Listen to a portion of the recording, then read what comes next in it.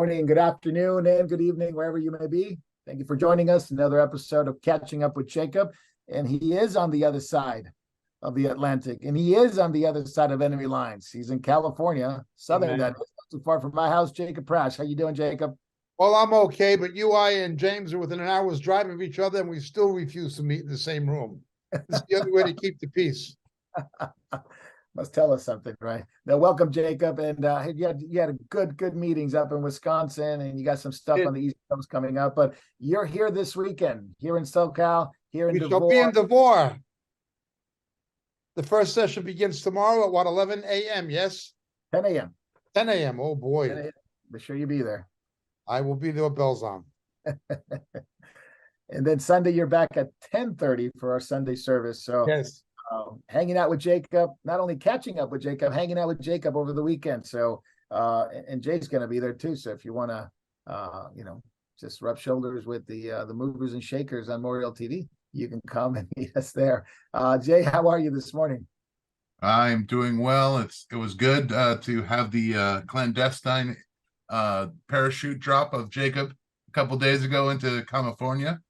All right. And hopefully we'll get some. Hopefully we can encourage some people this weekend and always, especially during this broadcast. That's right. And Jacob will be a great help being here, physically here. And we got some things we're going to talk about. Actually, tomorrow we're going to be talking about with Jacob. We're going to be on preparing for persecution. It's a very touchy subject for a lot of people who don't want to talk about it. Some people think they're going to get raptured this weekend. And but we believe that according to Scripture, the end is not yet. That's what Jesus says. The end is not yet, and we have to see more signs that are coming upon the earth before the Lord comes. We believe the Lord is coming before his great wrath. That's no doubt. But it's not the way that some people make it out to be. I think we have to stick to Scripture more than anything else. So we'll talk about that. And on Sunday, we'll talk about Luke chapter 21. Luke chapter 21. So wonderful subjects. And we always give Jacob the hard subjects, right? Maybe we should give him an easy one. Yeah. Yeah. All kidding aside. Davey from down under, how you doing this morning? It's Saturday. You're doing pretty good, thanks. Good to be here again. Amen. So when Jacob's speaking on Saturday, it'll be a Sunday for you guys in Australia and New Zealand. So don't let me confuse you guys. It is Saturday here, Sunday over there. And I've made that mistake more times than not. So welcome, Davey. And I know David's on a plane, so David will be here soon on a plane to Sunday. I think he's landed already. Sorry, he did land already. So, we'll be good to go. Jacob, do you have any announcements before we get started? I think you wanted to say something about next year. A couple of very brief announcements, 3 to be precise. 1, next year we are planning a Moriel conference in the USA. Whether it will follow the same kind of format and forums that we have in Britain, in Scotland and England, or whether it'll be something different, we're not sure yet. We're still very much seeking the Lord about it, but we'd ask you to be praying about it. What is almost for certain is that it will be concerned with prophecy and the close of the age. At least that it'll be epicentered around that, most likely. But we're still seeking the Lord, and we're asking people to pray. Should we do 1? Should we do maybe 3 in the United States with the same theme? Outside speakers from outside of Moriel, residential or non-residential. These are all questions that we have to ponder. So please pray as we consider these things. Secondly, the UK conference in November 17th to 19th. We are completely sold out. We said we would close bookings, or we were told we had to close bookings by the conference host by the 1st of October, but the rooms have all gone. Beryl is trying to negotiate, trying to plead to get some more. If we get some more, we will announce it. But as it is, we can't take anyone else.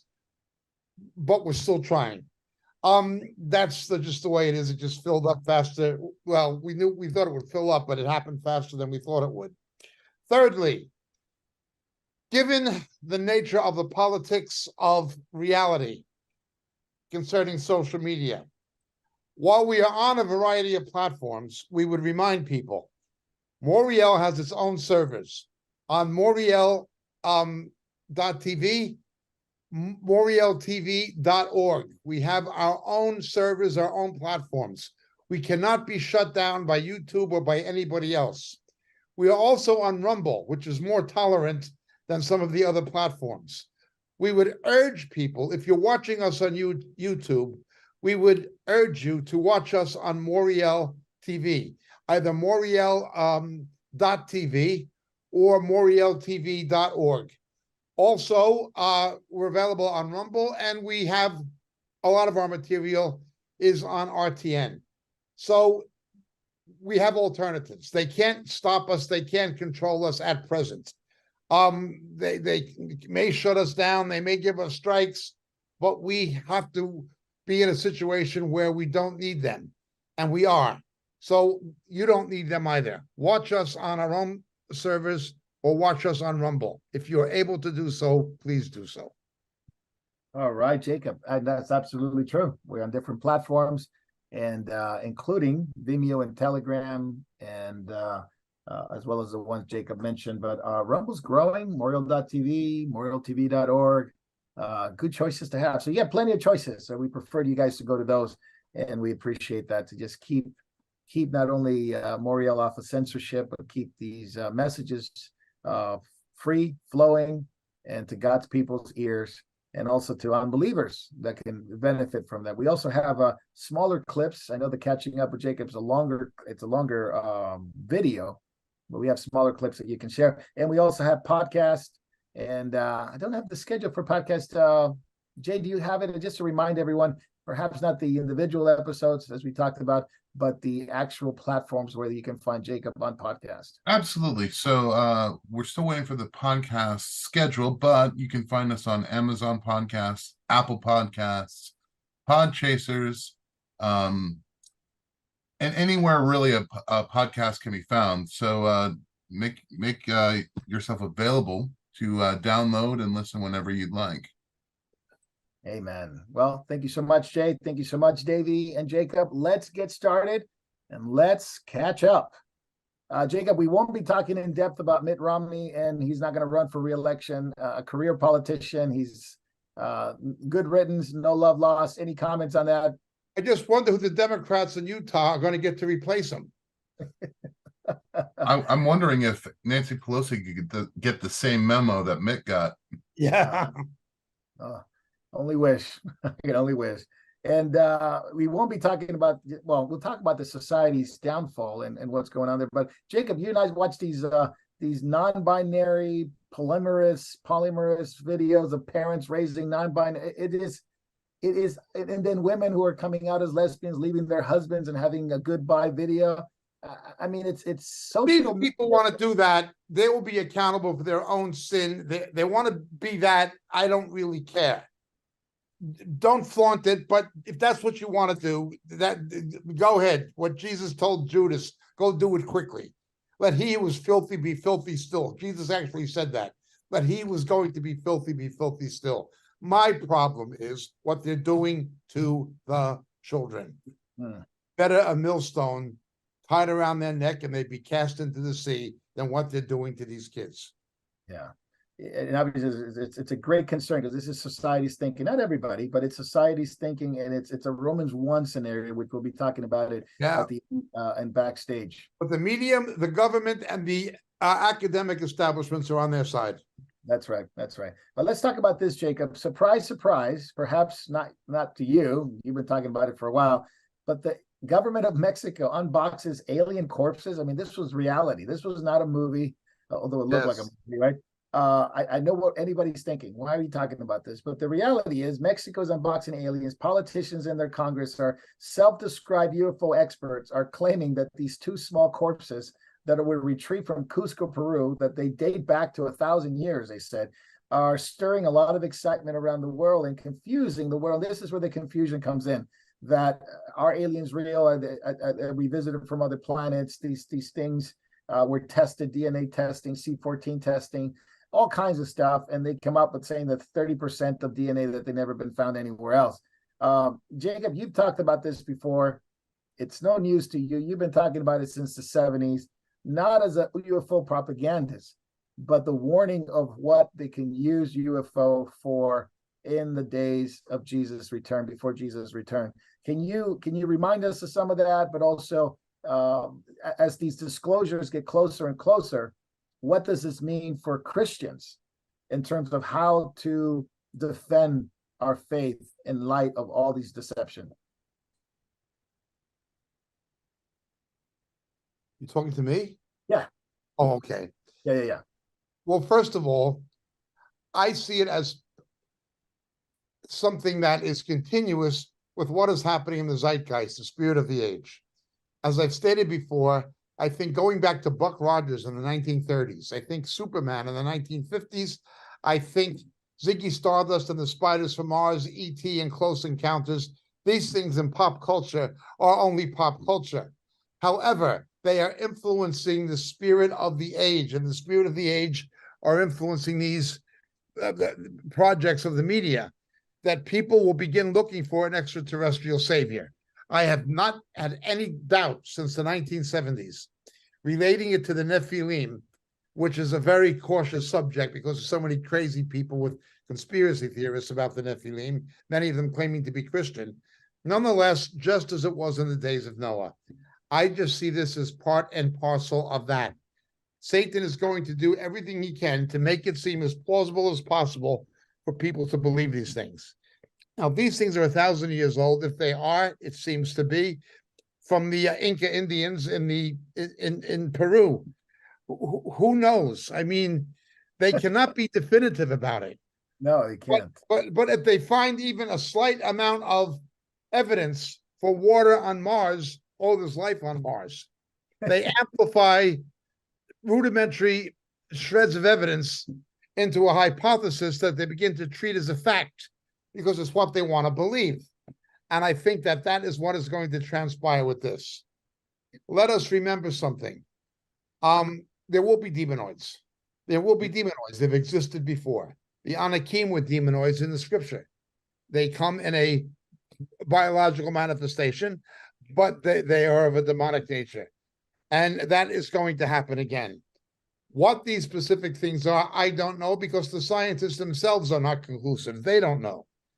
But what I do know is the spirit of the age setting people up. And they will subscribe to it. I think it's very interesting at this time, as we would say, the end of the age or getting close to the end of the age. You have these disclosures that in the past, people thought they were just a joke. They were just movies. People made fun of people that believed in this tinfoil theories and all this stuff. Now it seems that more people are convinced that, hey, maybe the government is hiding this stuff. Maybe the government, and of course, the U.S. government, the European government, Mexican government now, obviously it's being used as a ploy to get people to believe something that obviously we believe they're, in a sense, they're real in a sense of demonic activity, but not what people think in movies and not what people think in terms of extraterrestrial life. That is absolutely true. The Pentagon and NASA are admitting things that they didn't used to admit. Why is that happening now? It's a crazy story, man. I don't know what to say. Jay, you got hiding, producing. What's the difference, really?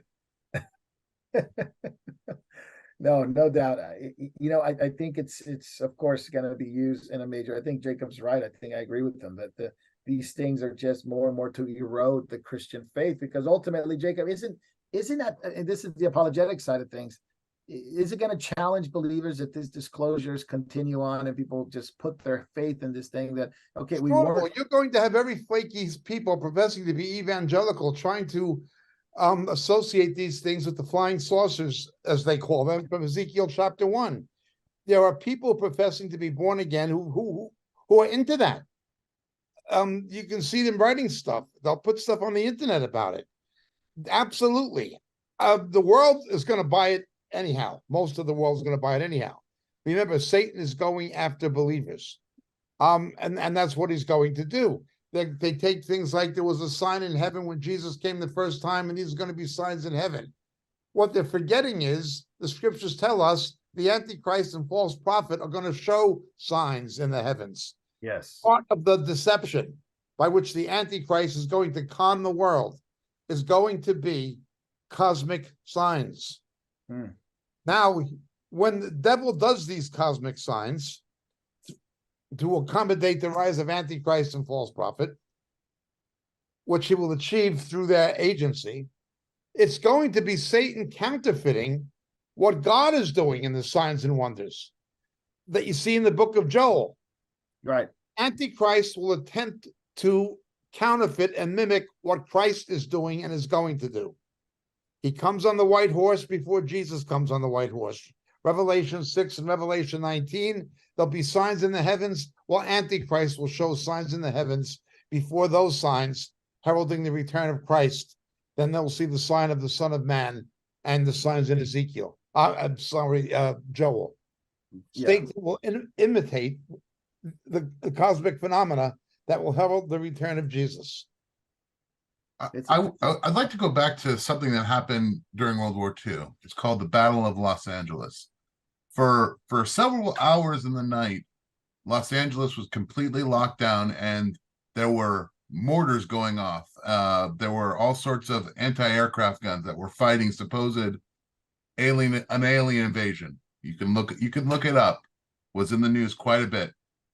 That incident was used by the U.S. government to basically convince for more funding on West Coast fortifications for World War II.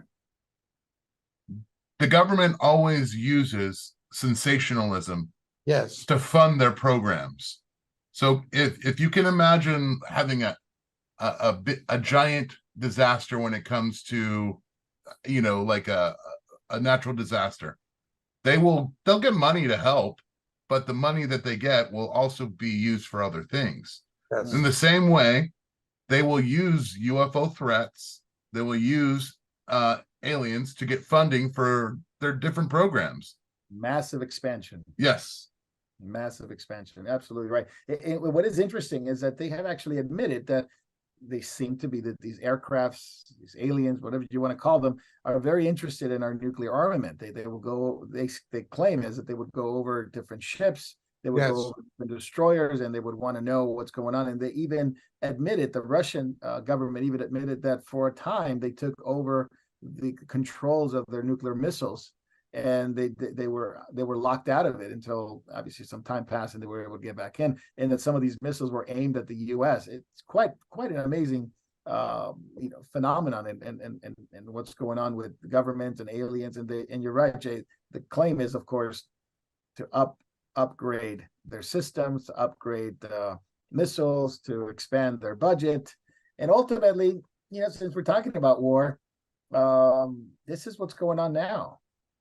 Russia's Navy port in Sevastopol and Crimea on fire, massive Ukrainian attack using British cruise missiles, and the Crimean Peninsula, which is, of course, the whole conflict can be summed up that whoever controls it, that's the key strategic warm water port for the territory. So Ukraine scores big hits there. They took out a couple of submarines, Russian, at least two of them, and some of their landing ships.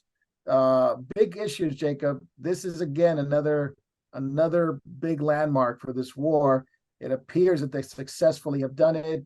Putin is very much promising retaliation, especially against the British, because they provided the cruise missiles, and he's also upset at Rishi Sunak for providing the training to go after Russian nuclear plants, which they claim British troops been training Ukrainian troops. So unpack that a little bit more, Jacob. We know the war's been going on for a while. It's Russia, it's Ukraine, but it's really NATO, the US, and the other allies in the East, China, and of course now we got a little North Korea news.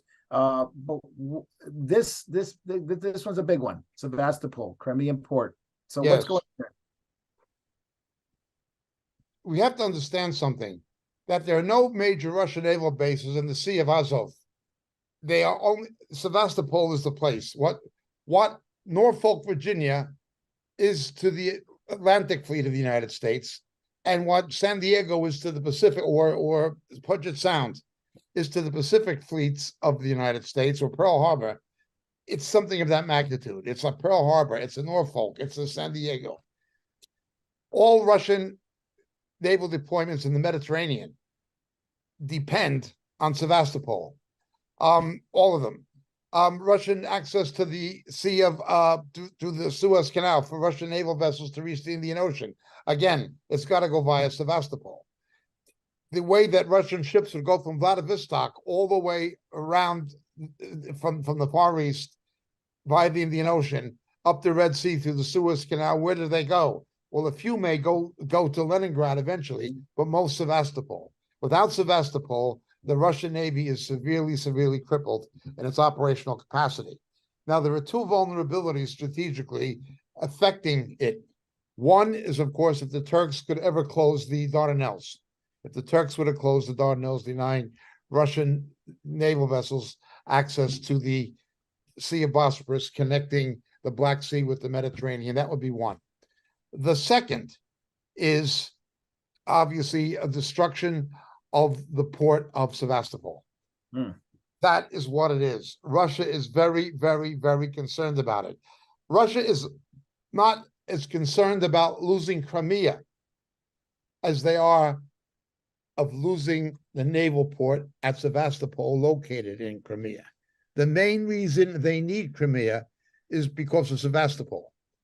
That is the situation.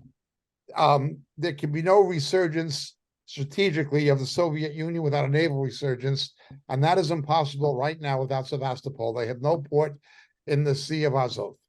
And even if there were, the Ukrainians could probably hit that as well.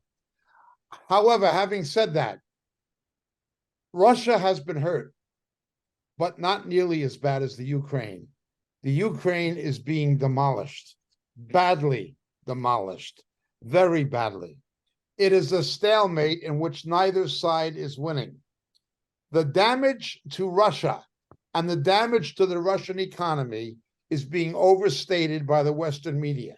There is damage, and it is not insignificant, but nothing like what is being portrayed in the Western media.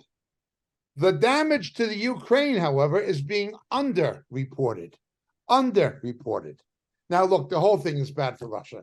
The very fact that Finland created another 740 miles of border with a NATO country, it blew up in their face.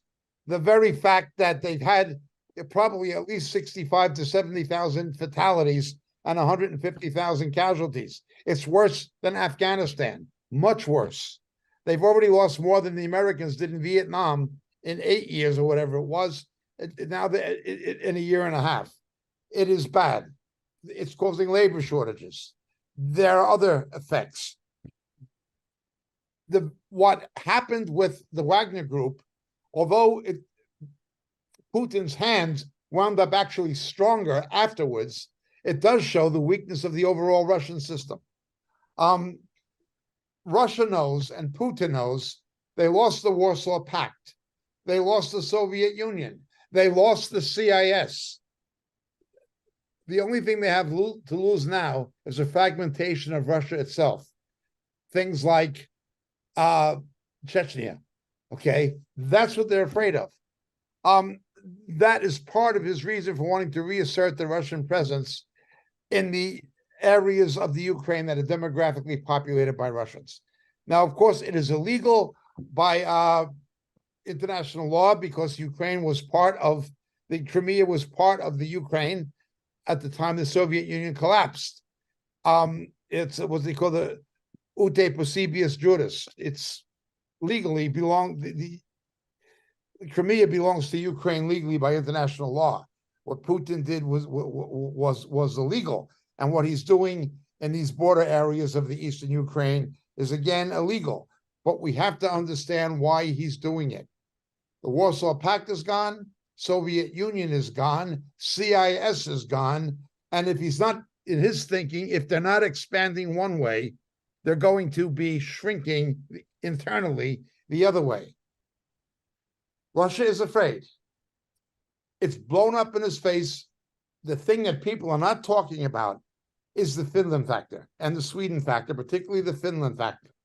He's made a consolidated Europe in NATO.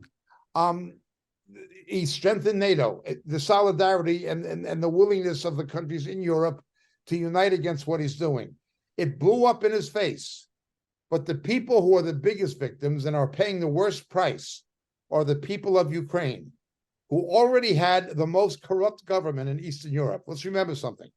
The government of the Ukraine was even more corrupt than the government of Russia. No, That's you're what- absolutely right. That's why Biden No, was in it. yeah, I mean it's something that's happening, at the same time Russia, at the same time Ukraine, at the same time NATO. What about this Vladimir Putin's warning of serious consequences against the British government? He does that kind of saber rattling. We should not discount the possibility of this thing getting out of control and pushing the world towards some kind of a conflict between Russia and NATO. We should not discount the possibility of that happening. People have been saying desperate people do desperate things. He's getting desperate and he has a nuclear arsenal. We cannot discount that. We cannot ignore that. On the other hand, it's the boy who cried wolf. He has said such things so often that his words lose potency because people get tired of hearing it. That is what's happening. The one thing that's really fascinating about that, it's the Starlink connection to this war and the Starlink connection with obviously Elon Musk and what's going on in Crimea.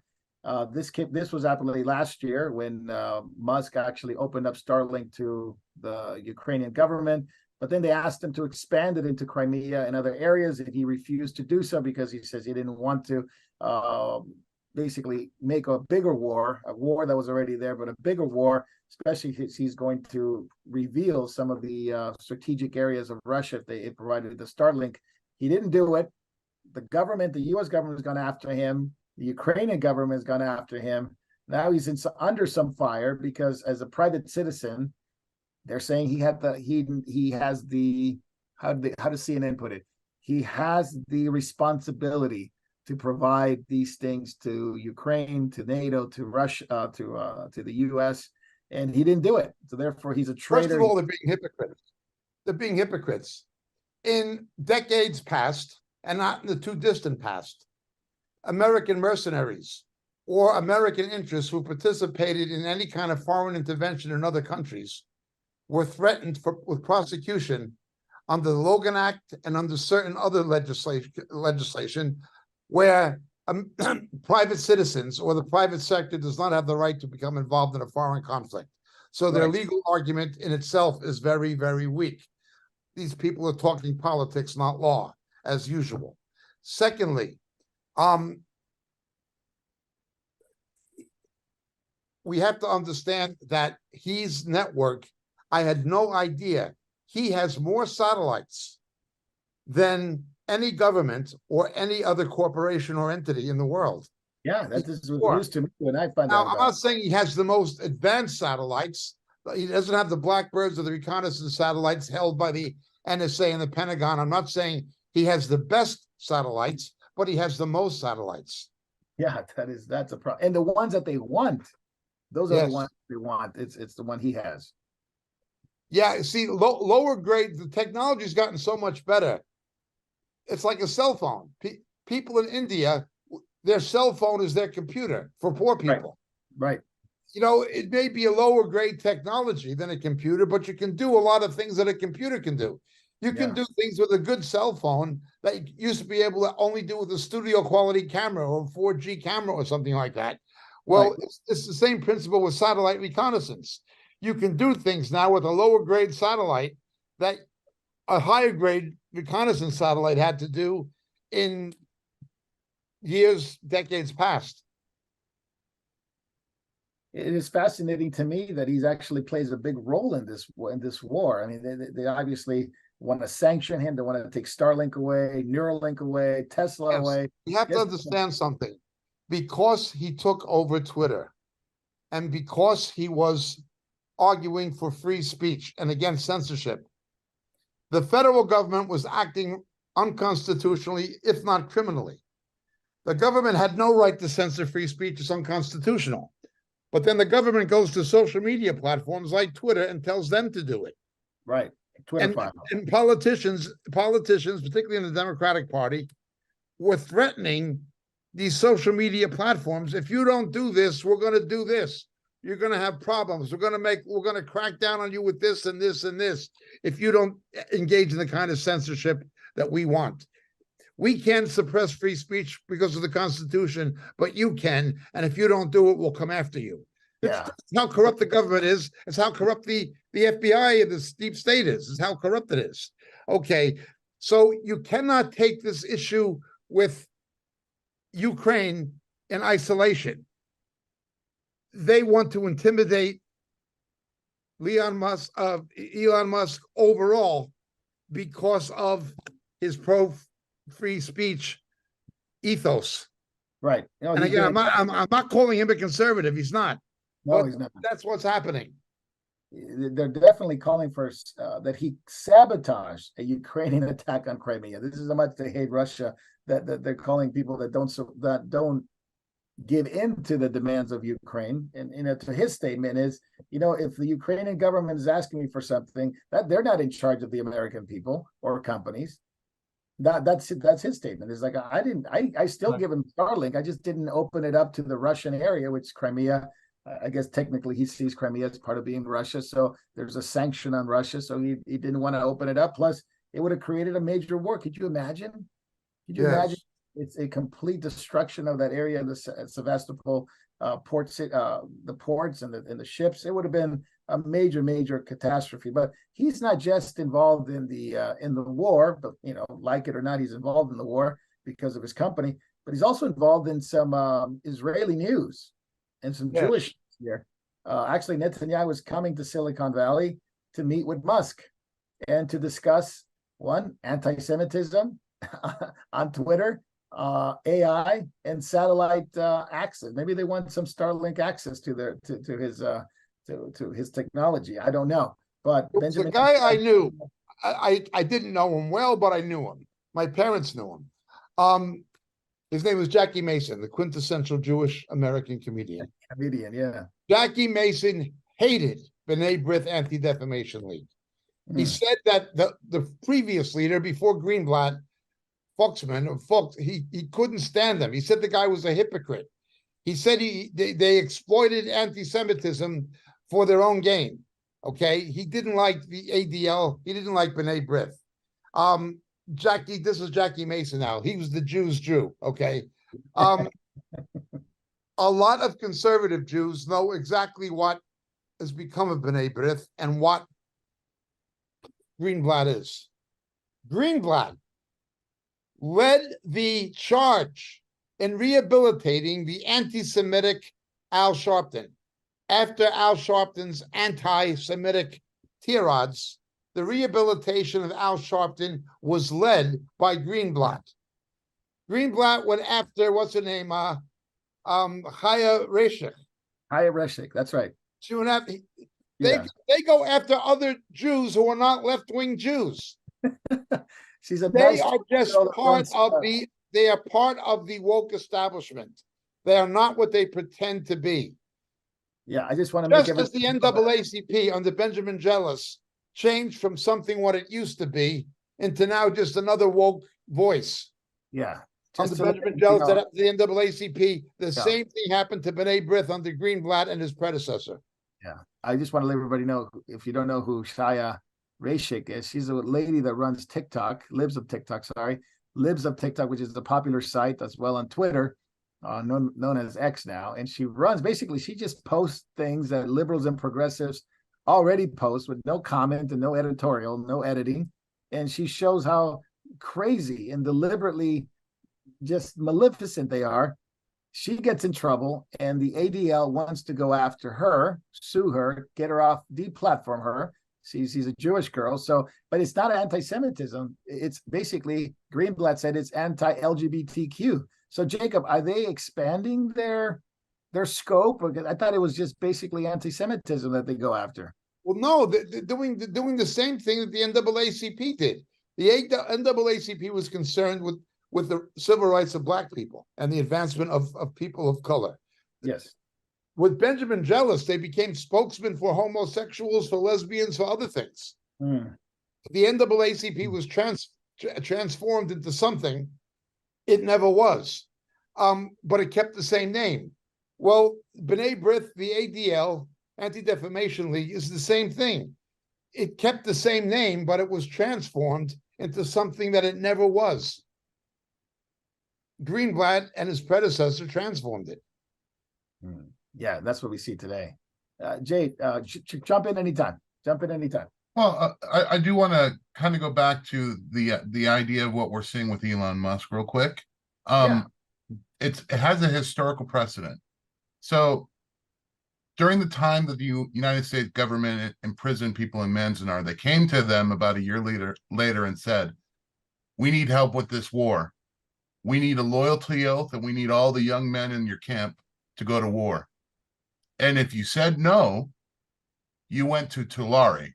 And Tulare was like going to prison as compared to Manzanar, which was already a prison camp. That's the same thing you're seeing with Elon Musk. We need your help with this. Oh, you're not going to help us with this. So now the ADL's coming against you. Yeah. CNN's coming against you, our media arm. Yeah. I wouldn't be surprised if the IRS isn't auditing him. Yeah, no, they are. The DOJ and the SEC is going after him for his stocks and all the, basically saying he's tampering and doing all these things with the stock. So you're seeing the government basically expressing, "Oh, you're not going to help us, huh? So guess where you get to go? You get to go to modern day Tulare." And as far as the ADL is concerned, I wonder, does the ADL go after the people that are trying to prevent Israel having any, that they won't go against any Muslim organization that is anti-Semitic, truly. 100% anti-Semitic. But they'll go against people that are anti-LGBT. Let's see. Anti-Defamation League. Interesting. They're not doing their job. It's like the ACLU. David Lister's back in Southern California. David Lister, welcome. Welcome to the other side of the camp, behind the enemy line. And we'll get you caught up on it as you're listening to Jacob and talk about the ADL. Anybody can answer this, by the way. Obviously, they went after the Jewish girl. They go after Elon Musk. They demanded $60 billion from Meta, where they wouldn't throttle Donald Trump in the 2020 election. Facebook refused to throttle his post, and therefore the ADL went after them for $60 billion, basically calling for a boycott. They're going to call for a boycott of Twitter. Jacob, they call themselves a small 501c3 organization. I don't think small or this little nonprofit, little David out in New York qualifies. No, they play on the woke team. They're just another player on the woke team. That's all. What a disaster. Now, the Netanyahu connection, I thought it was interesting. He doesn't come to see Biden. He doesn't come to see Blinken. He doesn't come to see any of that. He comes to see Musk. Do you see anything? I mean, we can speculate all we want, but do you see anything interesting in that connection? It shows the power of Musk. But Netanyahu is well aware that the Jewish American liberal establishment is becoming increasingly alienated from Israel. He's very, very wary of that. He does not want to aggravate that and make it any worse than it already is. But certainly he would prefer to broker some kind of a ceasefire between the ADL and Elon Musk if he's able to do so, certainly. But he's very well aware that Israel can no longer rely on American Jewry in the way to the extent it once did. In fact, he's also aware of Israel's dependence on premillennial evangelical lobby. Fascinating stuff. Any thoughts on that, David? I know you're getting cut up after well, it wasn't a long flight, but after your flight from Salt Lake. Yeah, no, not on this. I have something else on Elon, but it's on a computer thing. But anyway. Oh, do you have it with you, or? Well, I was going to talk about, he keeps promoting the next generation of stuff. He calls it the Tesla bot. It's called general artificial intelligence, which is beyond the large language models, which everybody ought to catch up in, because this is going to change the whole software industry, make so many service industries, these large language models so efficient and everything. And like one wonderful thing it's going to do is get rid of newspaper reporters. There won't be any need, and these large language models. Also, what's interesting, I call them the large lying models, because they lie just like the media. So one lying thing will replace another lying large. But the next thing, this general artificial intelligence, is beyond that. This is Elon's bot that's going to be like, you need a security guide. It's a bot that actually thinks and uses the large language models. It can actually grow in its intelligence. It doesn't need a pension. It doesn't have to worry about healthcare. It's just all sorts of things that's already going to be transforming just about everything in our profiles and our stock profiles and all these things. It's going to be incredible what's coming. And it's probably going to happen before we even know it. Yeah, we'll be talking about that toward the end of it. So, okay, sorry. No, that's a good point about Elon, but he does have an AI company. I forget the name of the AI company he owns, but he is going after, and it is in their ethos. It says we're going to discover the secrets of the universe. This is under ethos of the new company. So, general intelligence, general AI, it is unreal. We have not even been. I mean, they call it what do they call them? Intellects. Archilects, yeah. So basically, Archilects, intelligent artificial intelligence that are going to open up the secrets of the universe. God forbid when that thing's, if they come or they're going to come, I don't know, but it's going to be fascinating. We'll talk about that when we get to the AI stuff. I think it's called XAI. Thank you, XAI. Kim Jong-un met with Putin, no doubt for his support, get weapons, get artificial intelligence, military intelligence. Jacob, is that troubling to you? Kim Jong-un goes to Russia, meets with Putin, deals made, and I showed you the video. North Korean troops to be sent to fight alongside Russia, to assist Russia. Initially, there's supposed to be logistics in a support role. We shall see. But the very fact that Russia has had to go to its former weapons clients, its customers, like Iran and North Korea, for resources to fight a war against Ukraine. That in itself is a humiliation for Putin and for Russia. The very fact that it has to go to them is a humiliation in itself for Putin's Russia. Yeah, that's quite troubling, isn't it? Now North Korea, I mean, are they going to be fighting alongside them in Ukraine? Well, initially, it's supposed to be in logistical roles, supply chain, supplies and logistics and ordnance. Jacob, it's troubling. Not only that, the first deployment will be about 20,000 soldiers, but you have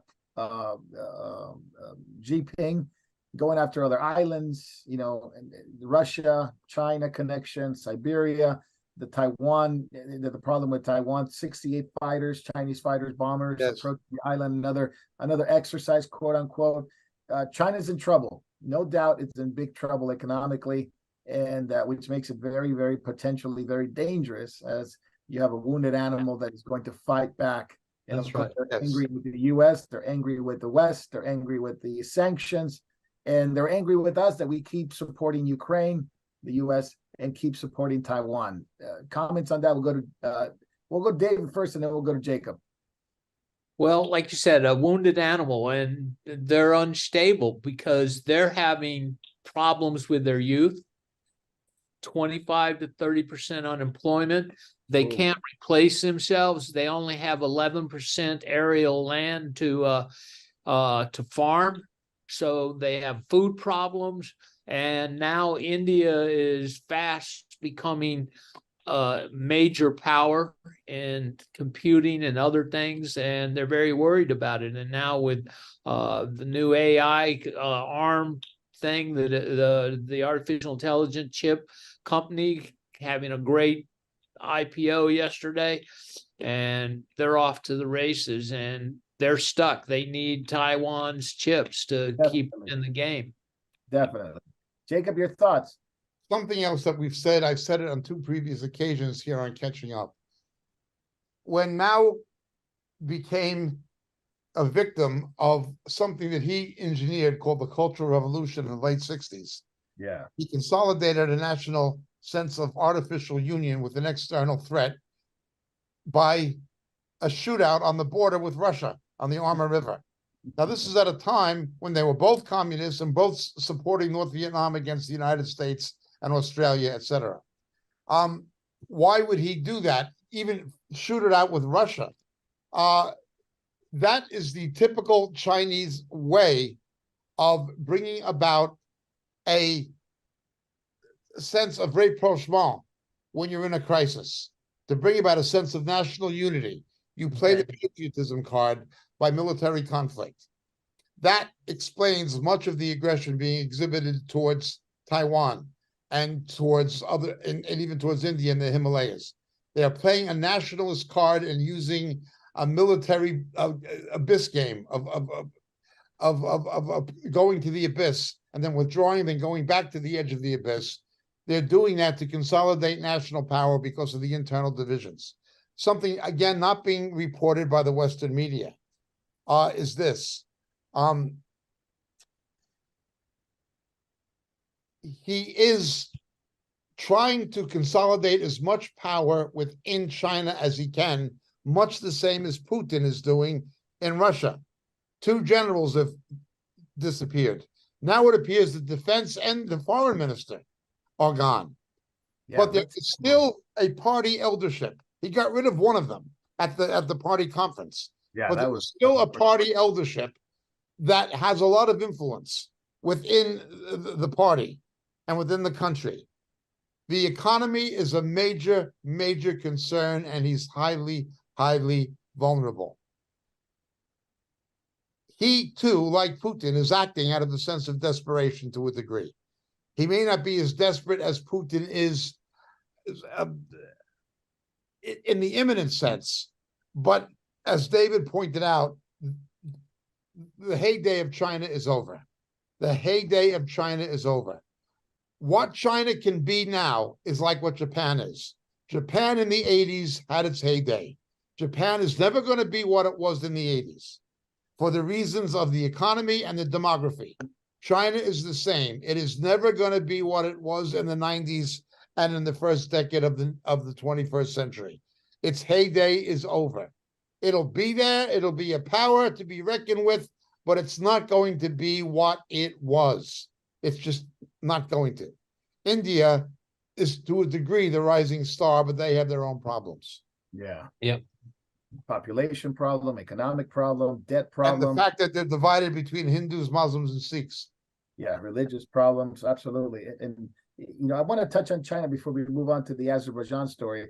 It's the problems with, we heard of Evergrande, but now we have the other company that's having major problems. And that is going to be, they have a $7 billion, $7 billion loss. China's property crisis deepens. This is Country Garden. Evergrande, Country Garden. They might as well break a dam now, because that's what's going to happen.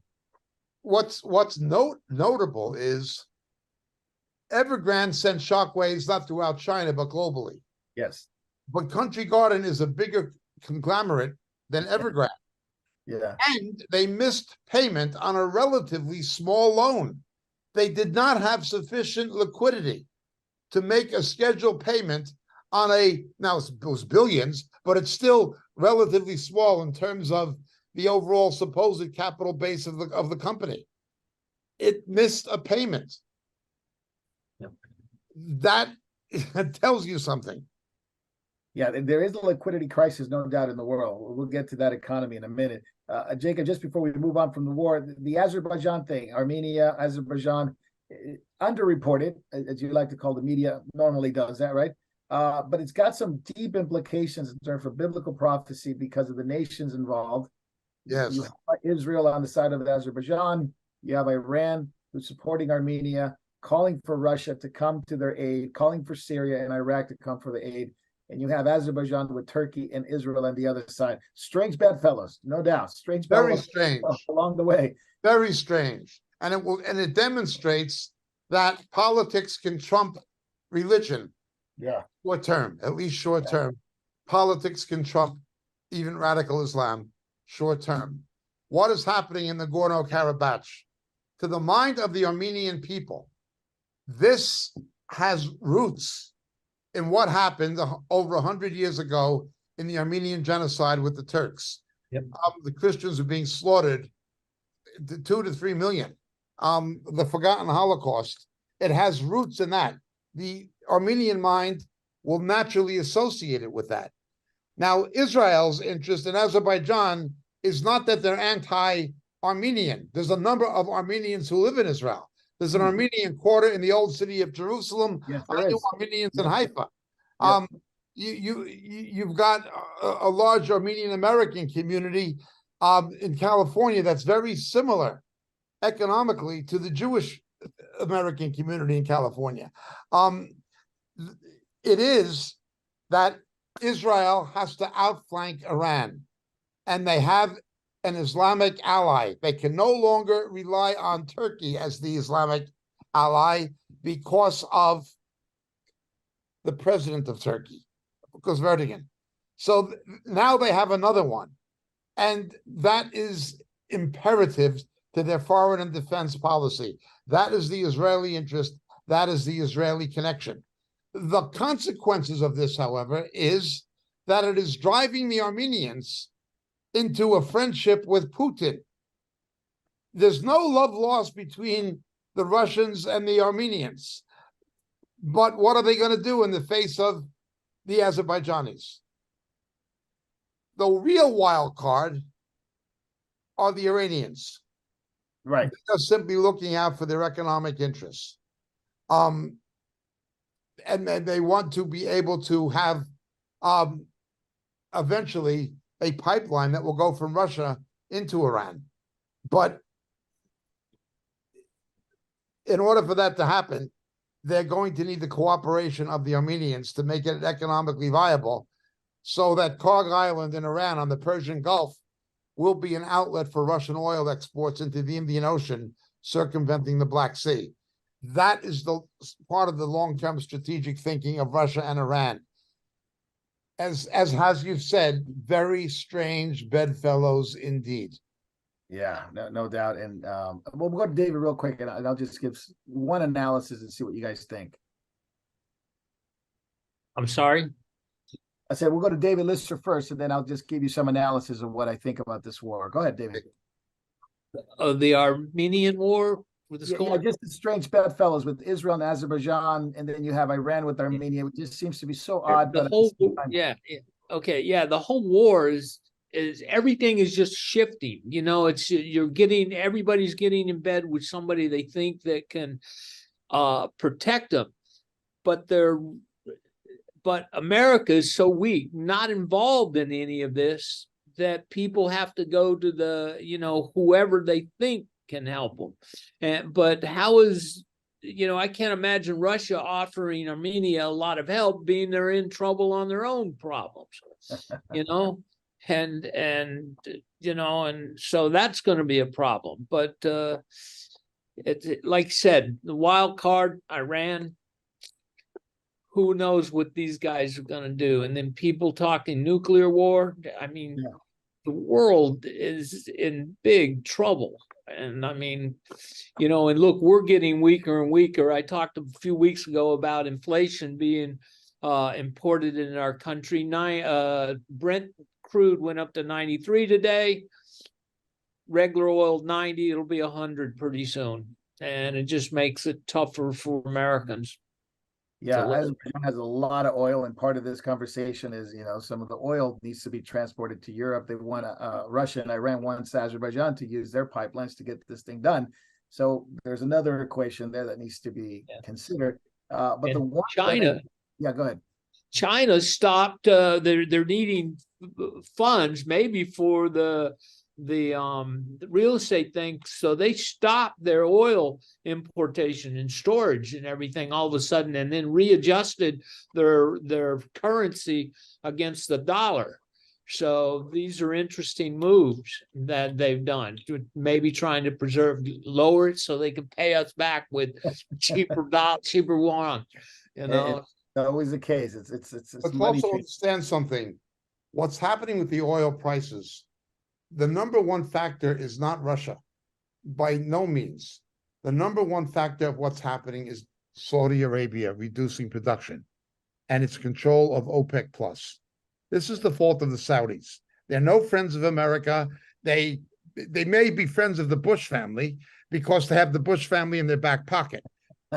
They may be friends of Clinton because they've had the Emirates likewise had the Clintons in their back pocket, but particularly the Bush family and people like Cheney.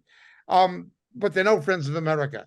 They're knifing us in the back just as they always have. And they're trying to get strategic concessions out of the United States, just as they are out of Israel. They're playing their own game. That's MLB. That's what's happening with the Saudi Arabians.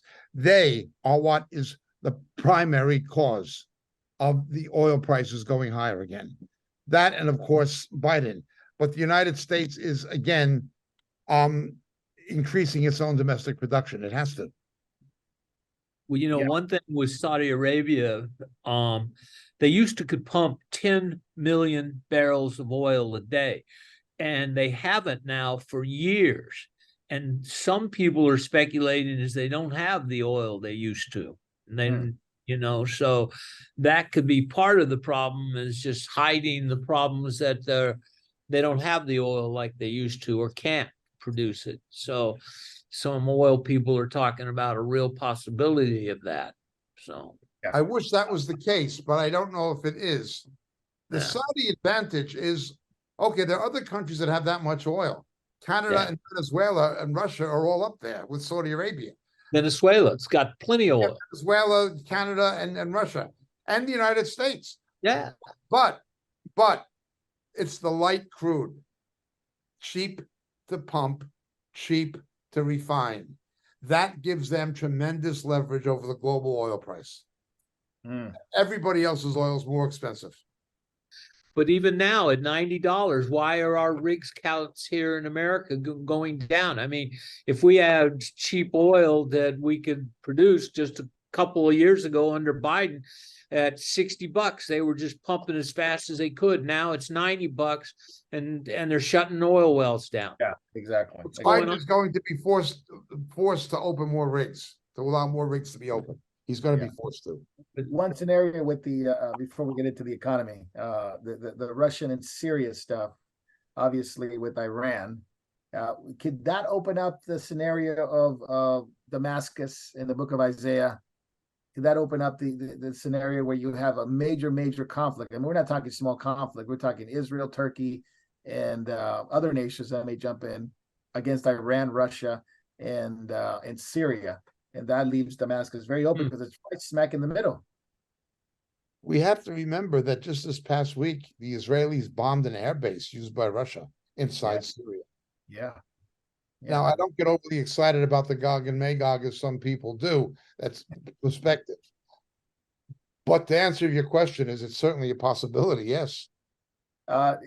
Jacob, the Miley, I mean, this whole thing comes down to like a American weakness and unwillingness to do anything, and Biden and all that stuff. We'll get into it in a moment. But Miley's retiring. You gonna send him a gift? He should not be allowed to retire.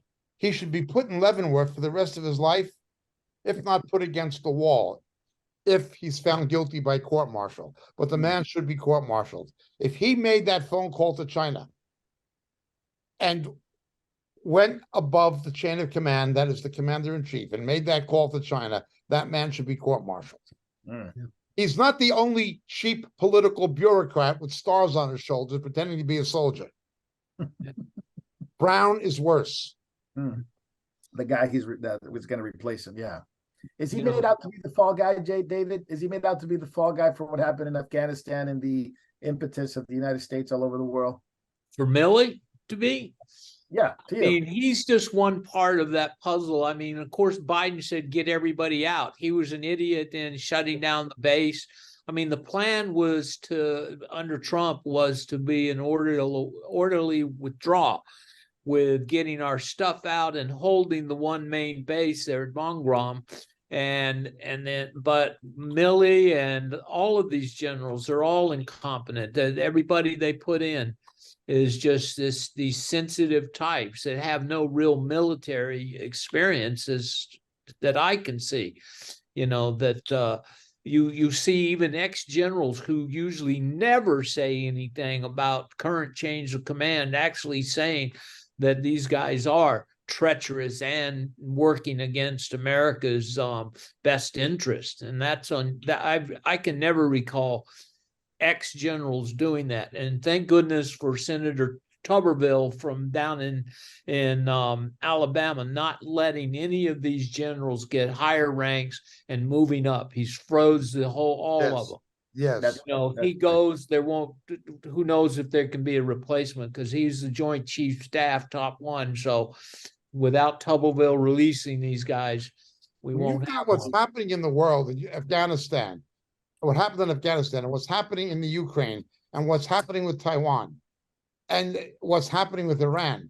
When you have these things taking place, okay, and you have senior Pentagon brass saying their priorities are going to be diversity and inclusivism,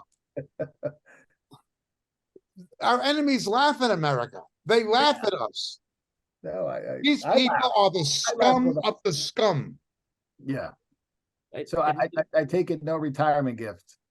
Yeah. Hopefully they get no retirement. I defund all of them for what they've done. But I just wonder if they're not, these guys aren't on the payroll. Just I truly believe Biden and his family is on China's payroll, but who else? Yeah, don't discount it. So retirement, he's just going to go work for another agency. Let's be clear. That's right. He will. Yeah.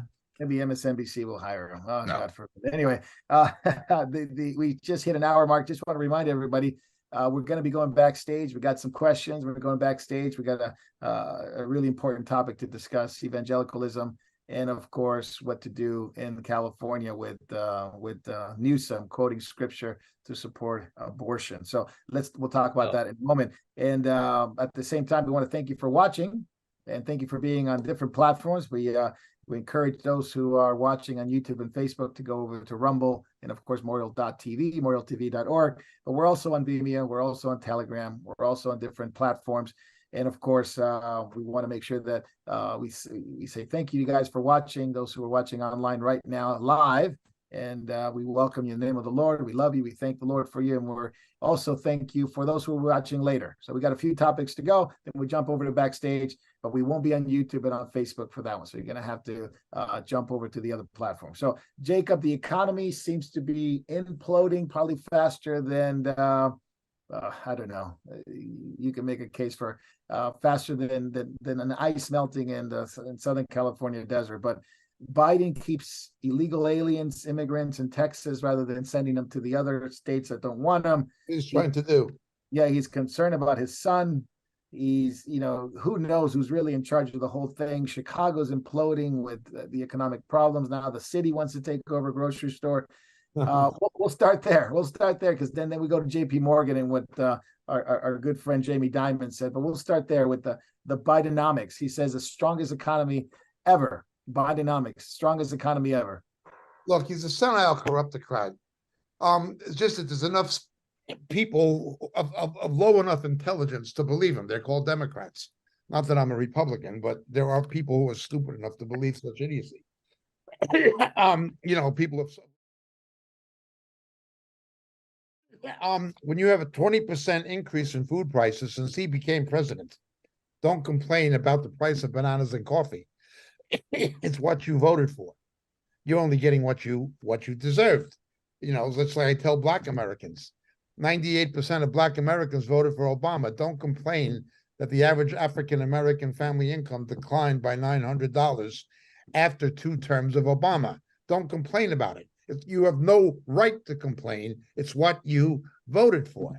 So he's obviously delusional. But let's answer your question on a broader scale. India is growing, but it's growing out of a situation of such unspeakable poverty that the growth is not going to benefit a lot of the people in India for a long time. Yes. Okay. China's in trouble. As we'll be looking at next week, I was just there recently, Germany is in trouble, which spells trouble for the EU. Okay. Economically, Russia is not in as much trouble as the Western media says, but it's in trouble. China, certainly. The United States is in trouble. Nobody is doing all that well. On a comparative scale, the USA and India, for the time being, are doing comparatively well compared to the others. But that's all. They've got their own problems, both of them. And that includes the United States. To India's advantage, it is able to pay in rupees, a currency nobody wants. How much chicken curry can you buy? It's able to buy oil from Putin very cheap, paying in rupees. That is helping its economy, certainly. Okay, that is helping its economy, certainly, as well as certain other things. But there are really no rising stars. Australia is not doing well economically, not by any means. Canada is declining under Trudeau. There is no rising star. Nobody is really doing all that well. There is a global vacuum. The people who said China is going to do this and China is going to do that and China is going to be, these were 10 years ago, I said these people don't know what they're talking about.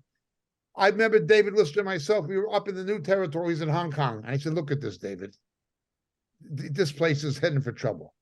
We said that 10 years ago. It was just obvious to me. I've been to China a lot of times. I knew this could not continue. I knew something had to happen. And the thing I cited was their shadow banking. That's the main thing that I said, that this is going to hit the wall. That was 10 years ago, 12 years ago, maybe. There is nobody there. It is a global vacuum.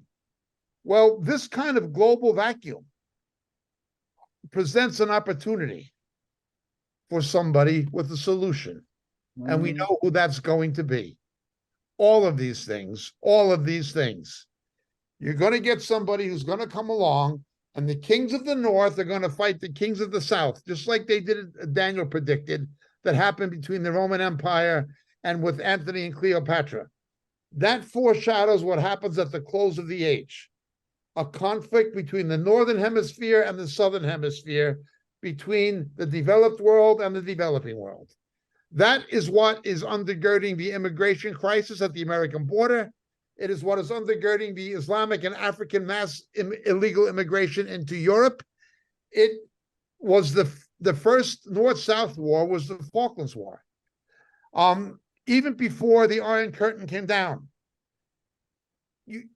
détente and Ostpolitik saw changes taking place in Europe. The real conflict was going to be the North-South. 1991, the first Gulf War, a North-South war. The second Gulf War in Iraq, a North-South war. There will be a conflict between the Western world and the developing world.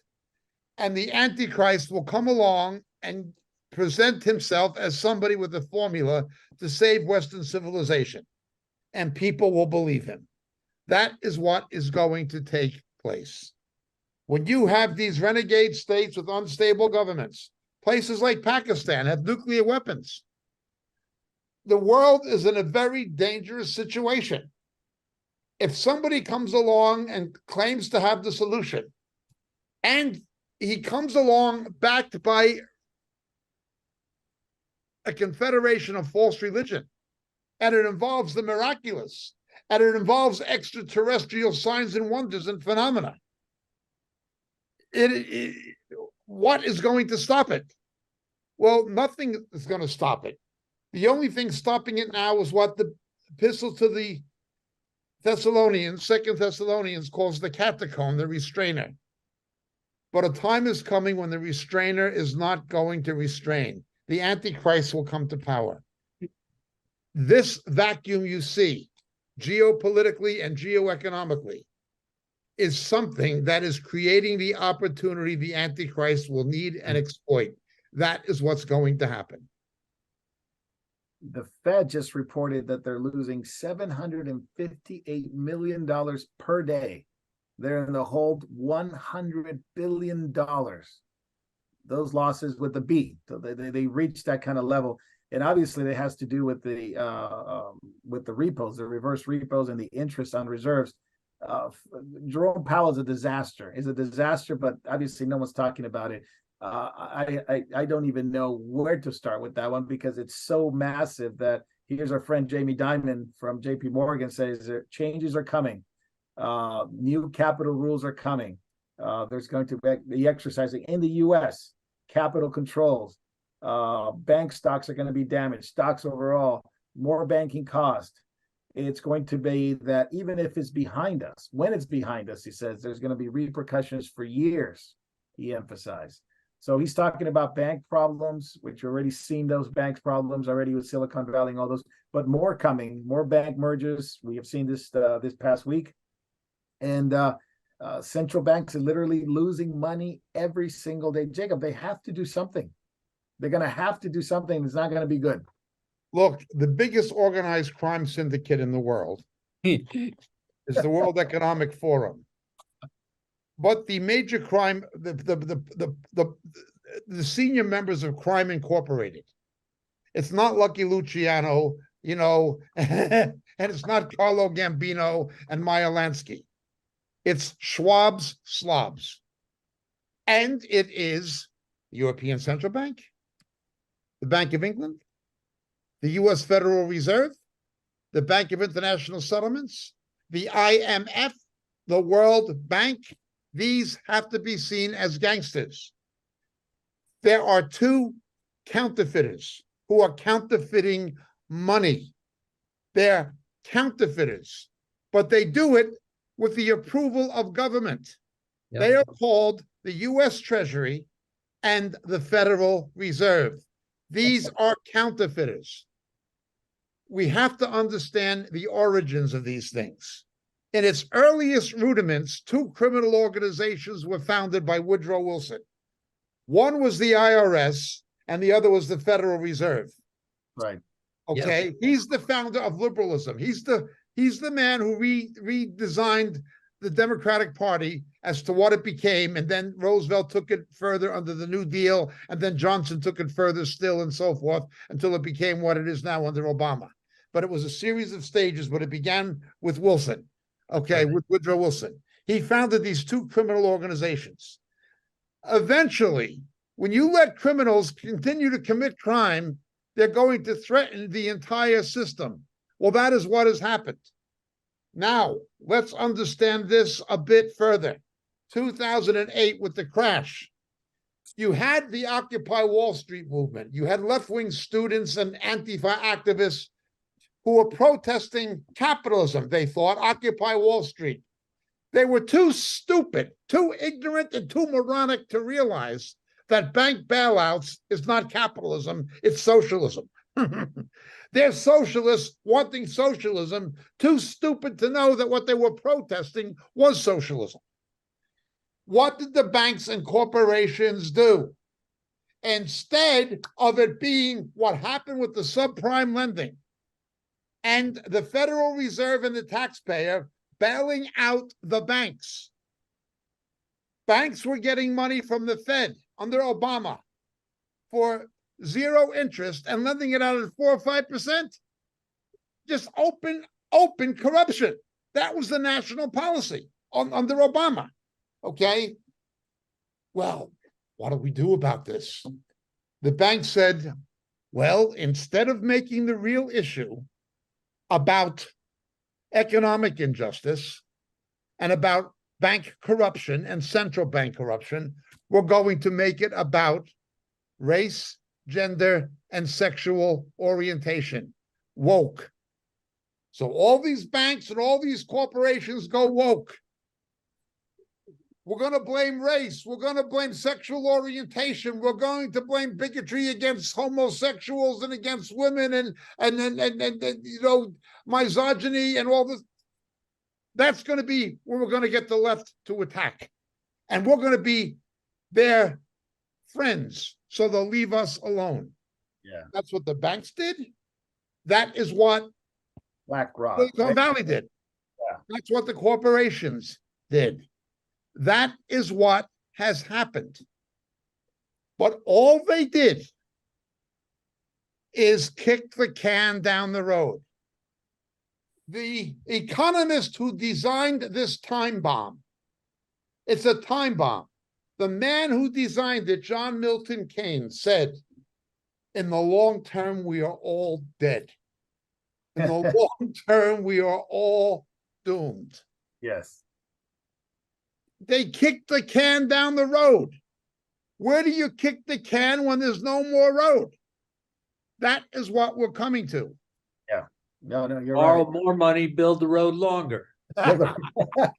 Now, countries around the world are going to notice. They obviously notice this, and especially when there's no sign that these losses are stopping anytime soon. Jacob, David, Nope. how long do you think these countries around the world will continue to accept this Federal Reserve note called cash that we have for goods and services, and that's when the road stops?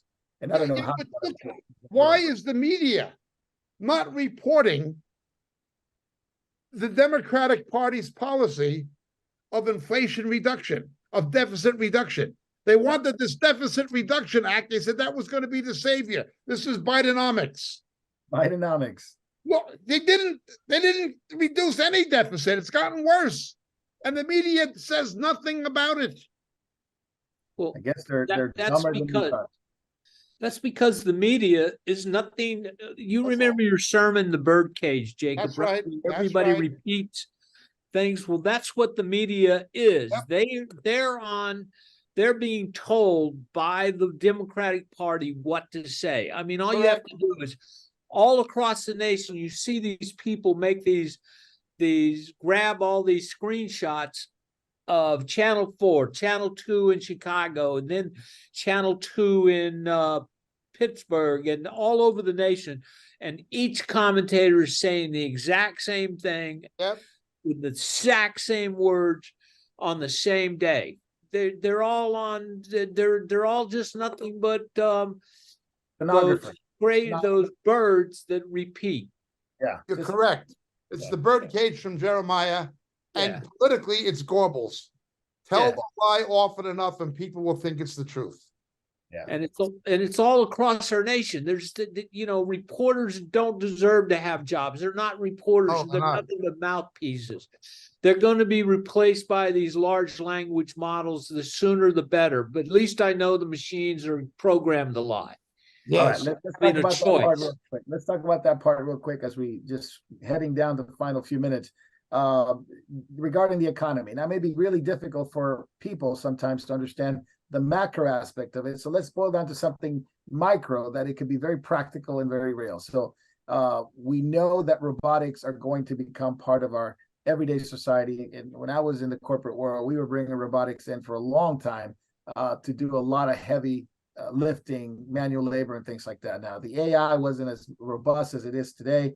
But here's one example. California wants to bring about, or they did basically, are going to get a huge raise, $20 an hour, fast food workers.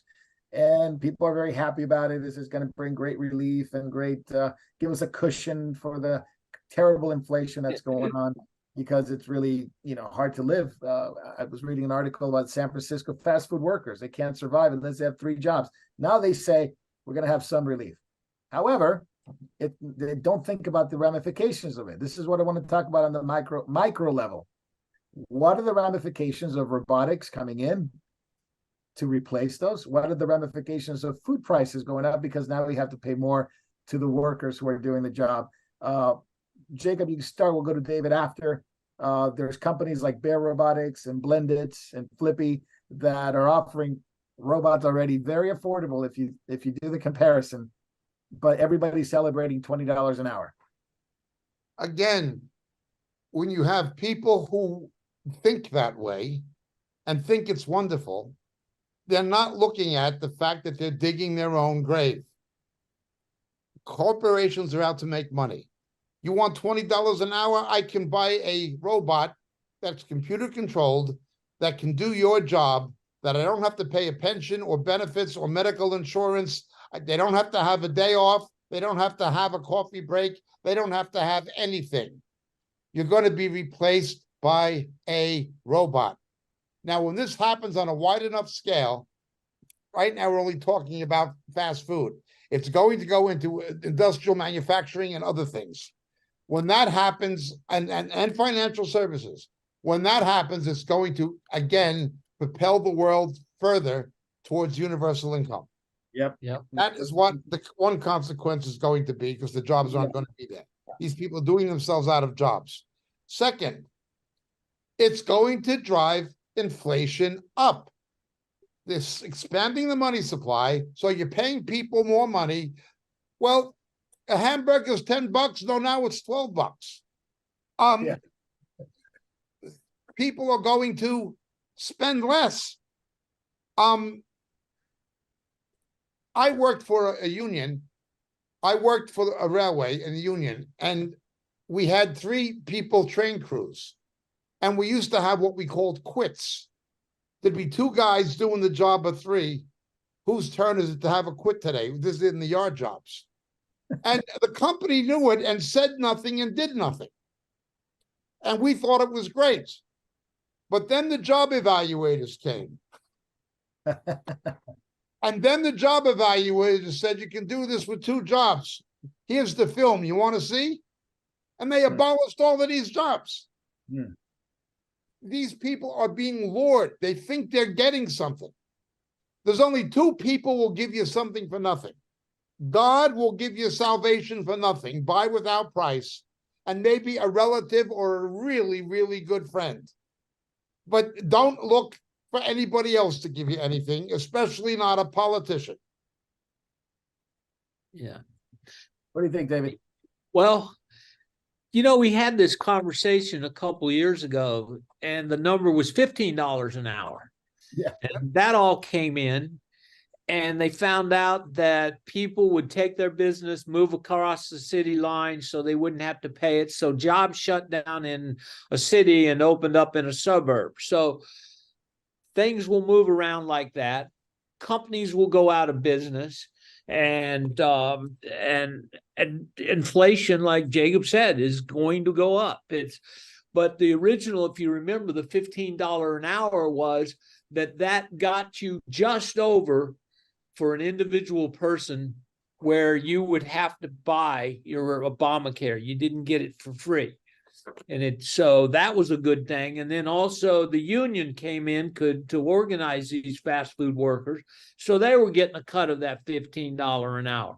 So the government was getting money, the unions were getting money, and as usual, the ones on the bottom were being taken advantage. But they don't see it now. It's $20 an hour.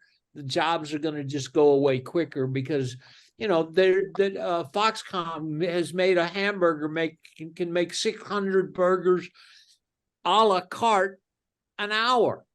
You can program it to do 25% buffalo and 75% ground beef, and it'll come out cooked perfectly, have lettuce, everything folded up, put on your tray, pick up it's got your name on the bag.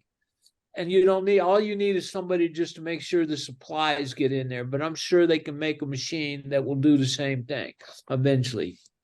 So this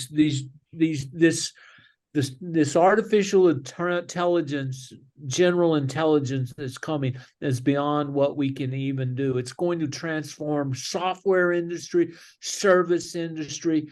This is and it's coming fast. I believe it's going to come faster than most people realize, because the efficiency that all these jobs will have, especially in the software and the service industry and all this, people will be obsolete. Jacob talked about even in trading and money and trading and finances. You won't need all these jobs. The machines can trade hundreds of thousands of times a minute and make small amounts of money, and before people even know to make a decision on buying this or buying that, Yeah, So a lot of trading stocks and the trading of cryptocurrency is done by AI robots anyway. So the implication of UBI, and of course in the form of CBDC, which is one step closer to what we've been warning about and talking about Revelation 13. So you got robot waiters, robot, basically making burgers, making lattes, making coffee, driving trucks, self-driving trucks. It is a future that even the EU has come out and said, you know what, we need a digital ID. You know why? Because this digital ID is going to tell us online who's artificial intelligence and who's a real person.